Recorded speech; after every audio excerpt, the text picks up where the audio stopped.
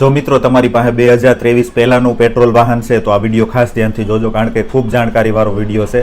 હજી ઘણા બધા લોકોને ખબર નહીં હોય કે અટાણે જે રેગ્યુલર પેટ્રોલ મળે છે એ E20 પેટ્રોલ છે. તો મિત્રો E20 કોમ્પિટેબલ વાહનની વાત કરીએ તો 2023 પછી જે પણ પેટ્રોલ વાહન આવ્યા એમાં E20 પેટ્રોલ કોમ્પિટેબલ વાહન છે. બધાય એની ટાંકીમાં લખેલું હોય E20 બ્લુ કલરથી લખેલું હોય છે. તો મિત્રો 2023 પહેલાના જે પણ પેટ્રોલ વાહન છે એનું એન્જિન પ્યોર પેટ્રોલ માટે બનેલ છે. તો આ વાહનમાં કઈ પ્રોબ્લેમ આવી શકે કે નહીં, તો મેં મારી રીતે ઘણું બધું એનાલિસ્ટ કર્યું ટેકનિકલ રીતે, અને ઘણા બધા ટેકનિકલ એક્સપર્ટનો તો એનું બધાનું એમ કેવું છે કે ભાઈ એન્જિન રિલેટેડ ઇસ્યુ આવી શકે, કારણ કે જે 2023 પહેલાના છે એ બધા પ્યોર પેટ્રોલ માટે બનેલા છે, અને અટાણે જે આવે એ પ્યોર પેટ્રોલ નથી, 80% પેટ્રોલ છે અને 20% ઇથોનોલ છે. તો આમાં એન્જિન રિલેટેડ ઇસ્યુ આવી શકે. હવે આમાં ઘણી બધી કંપનીએ એન્જિનની વોરંટી આપી છે, તો એ બધી કંપનીનું પણ એમ કેવું થાય છે કે ભાઈ એન્જિનમાં કંઈક ફેરફાર તમારે કરાવી જાઓ, એમાં ટેકનિકલ રીતે તમારે કોઈ પણ નજીકનો તમારા જાણીતા ગેરેજ વાળા હોય અથવા તો તમે જે કંપનીનું વાહન વાપરતા હોય એ કંપનીનો એક ફેરી કોન્ટેક્ટ કરી લેવો, અને ભાઈ મારું વાહન E20 કોમ્પિટેબલ છે નહીં, તો આમાં જે પણ ફેરફાર થતો હોય કરી દો. તો તમારું પેટ્રોલ વાહન 2023 પહેલાનું છે